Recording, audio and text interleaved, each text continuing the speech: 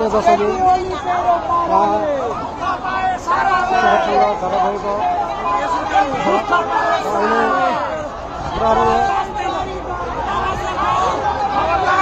आन्दोलनकारी शिक्षकहरूले ब्यारिकेड तोडिसकेपछि प्रहरीले माथिबाट पानीको फोहोर हान्दाको हामी देख्न सक्छौँ। तपाईँ देख्न सक्नुहुन्छ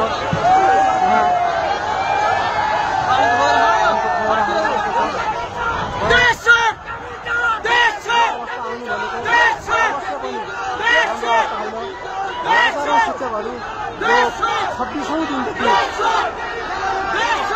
सडकमा रहेका थिए।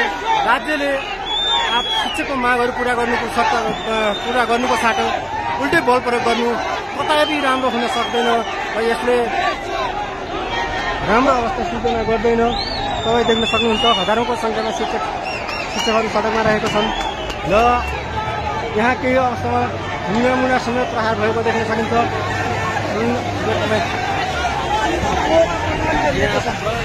प्रहरीबाट